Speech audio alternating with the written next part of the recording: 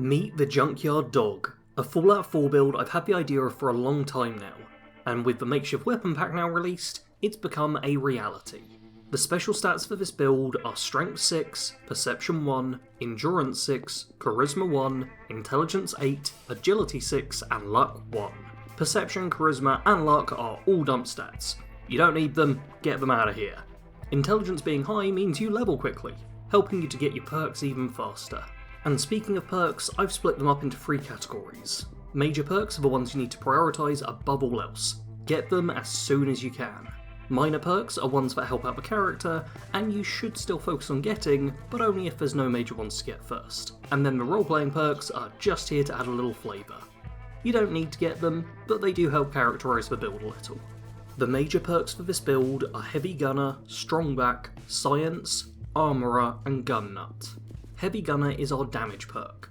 The main weapons for the build are big guns, and maxing out this perk doubles the damage with them.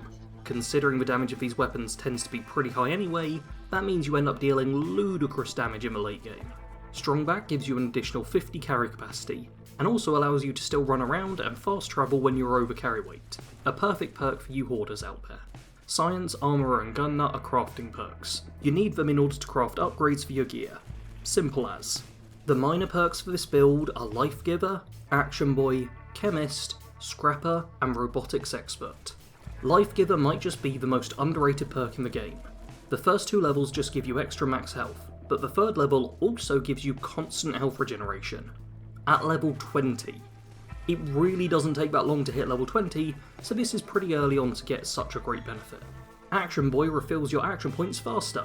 If you want to sprint everywhere and use VATs in all your combat encounters, then this is the perk you want to grab.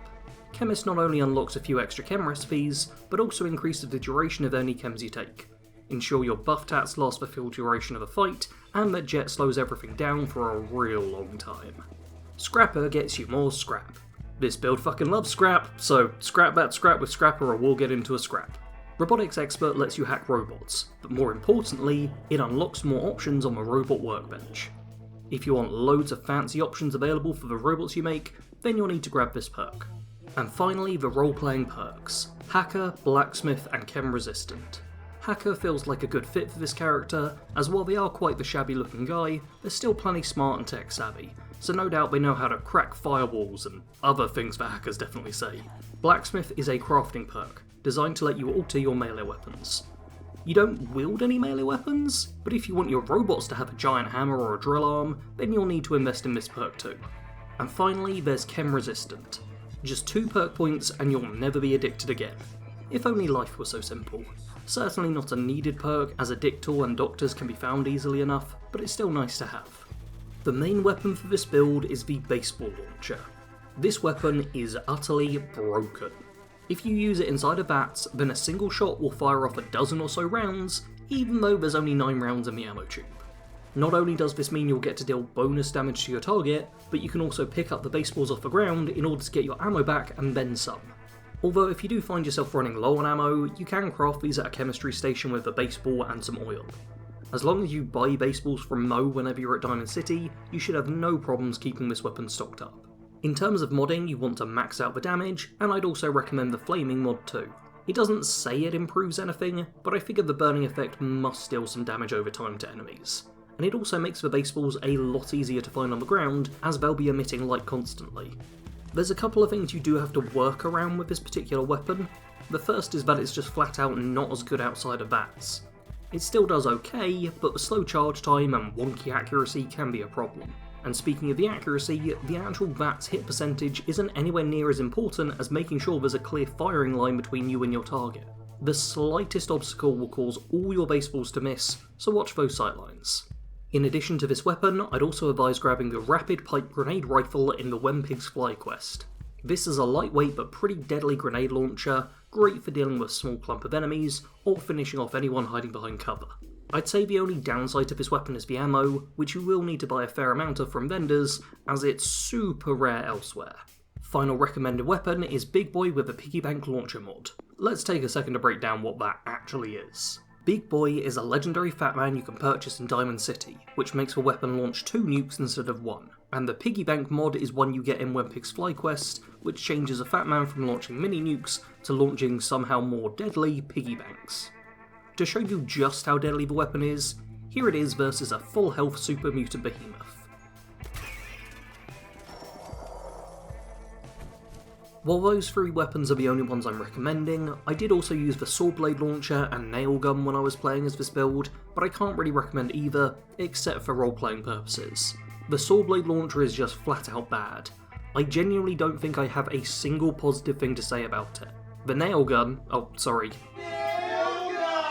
the other hand, is a decent weapon, but getting nails in any quantity is nigh on impossible. You have to buy them to get them, and even then they're surprisingly expensive for what they are, and are only ever sold in small quantities. We can scrap down an entire house within the press of a button, but getting our hands on nails is apparently impossible. Fucking ridiculous, quite frankly. That's it for the weapons, but now for the armour, where you'll be wanting to wear mismatched pieces of power armour. I'll be showing off all my power armour pieces in the video footage, but you can pretty much just do what you want with it, as the key is just really making something that looks ramshackle and kind of thrown together. This is the Junkyard dog, not some fancy highfalutin military type. He's just grabbing pieces as he goes and welding them together. For aesthetic reasons I would recommend the Raider chest piece, and for practical reasons I'd advise calibrated shocks on the legs for some much needed extra carry weight. The main faction I decided to side with in this playthrough was the Railroad. The Junkyard dog likes machines more than humans, but simps are sort of a halfway point between the two, so saving them seems like a good thing to do. Honestly, not much more to say about it than this. He's not some mass murdering maniac, so the Brotherhood and Institute don't quite fit, but he's also not that community-minded, so the Minutemen wouldn't work all that well either. The Railroad's small and grubby nature fit well enough with his style, I think. When it comes to a follower, you're going to want to boot up the robot workbench and customise a robot to follow you around and help with lugging scrap. When it comes to robots, Codsworth has a companion perk attached to him, but Ada will give you junk from time to time, so honestly, both are good options to start with. But if you don't like either, you can just build a new robot from scratch. I also dressed up Dogmeat for this video. He's not even a recommended follower for this build, he just looks real cute, so I wanted an excuse to show him off for a sec. This character is somewhat more flavour focused than gameplay focused, but that doesn't mean it's not still a real strong build. Your main weapons are just flat out powerful. Getting the best use of them requires some skill, but once you get the hang of them, you should have an easy time dealing with every enemy the Commonwealth throws at you. The mismatched nature of your armour does mean your resistances won't be as good as they could be, but to hell with this, we have chems! Medics and buff tats will make you tough enough to survive anything. Throw in some Psycho for a damage boost and Ultra Jet so that you can use VATS near constantly. Just use as many chems as you want, as often as you need to, and combat will be a walk in the park. A large focus for this build is the Automatron DLC. You'll need to start it in order to get the robot workbench, but the whole vibe fits well with his character, so I'd recommend doing the full quest line. After that, visiting scrapyards and building up your own junkyards filled with robots is the way I'd take the character personally. The Junkyard dog grew up on the lowest rungs of American society. His father owned and lived in a scrapyard, and his mother was long gone by the time he started school. Despite clearly being a bright kid and doing well at most of his studies, the young child clearly had issues socialising with the other kids, his rough exterior causing him to get bullied and feel like an outsider all the time. And to make matters worse, his dad never had enough money for him to afford anything beyond the bare minimum. They were able to stay fed and afford second-hand school books, but any trips that required a payment or social events were off the table. The son never blamed his father for the situation though. He saw how hard his dad always worked, and when he reached his teens he started helping out in the scrapyard too. This helped to alleviate some of the back-breaking work that his father was struggling with as he got older, but it did also use up pretty much all of his free time. Fortunately, he enjoyed being surrounded by old rusted out cars and other debris that ordinary people would just throw away. He could see the potential within it, and looked forward to getting to tinker and repair in the evenings. After he was done with basic education, he kept working at the junkyard, doing what he could to keep the place going as his father started to need to take days off. But these days soon changed to weeks, and even months. His father was clearly ill, and they simply didn't have the money saved to get him to a good hospital. Needing money and not having the startup capital to earn it in any of the easy ways, the Junkyard dog saw only one viable route: join the military. In the army, he was able to earn enough money to send back home and get his father the care he so desperately needed. And all he had to do was risk his life and kill other humans, which he honestly bore no ill will. Despite this dark trade-off, army life didn't seem too bad for him at the start. He He was already used to hard work, and he found that plenty of the other soldiers were in similar situations as him, giving him a starting point when it came to socialising. He even managed to make a handful of friends while in the forces, a fact which helped convince him that he should stay and do a few more tours. While these extra years in the army meant that his father got cured of a disease eating through his body, and had enough money to hire extra help with the yard, it ended up becoming more and more of a burden on the soldier.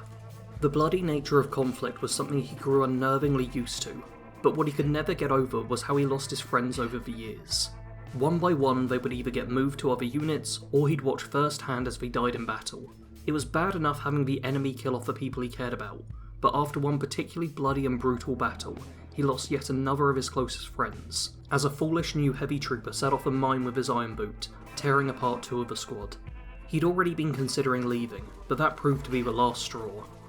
He'd done his time, and had the nightmares to remind him for the rest of his life. Now it's time to head back home.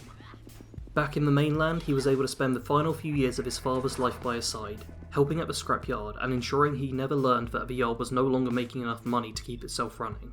After his dad died, he had to face the reality and leave the yard behind. There wasn't enough support for veterans to keep him in even the cheapest of homes, so he ended up having to search for a regular job. He was able to find one in Boston, at a Red Rocket pump station. It was here that he met the woman who would go on to be his wife. She was kind and patient with him, and when the two ended up married, he moved in with her to a fancy house in the nearby suburbs. For a couple of years he got to see how the well-off lived, before the nukes dropped and turned the whole world into the junkyard he had once called home. I hope you all enjoyed this Fallout 4 build. I'll be moving back to a mix of RPG content soon, but builds will be continuing, so let me know if there's any other games you'd like to see me make character builds for. If you enjoyed this one, leave a like, subscribe with notifications on to ensure you don't miss a video, or just follow me on Twitter or join my Discord. Honestly, there's a lot of ways to get notified about new videos if you really want to. And if you want to give me money, you can always become a channel member or a patron. I won't stop you. As always, thanks for watching. Sarge out.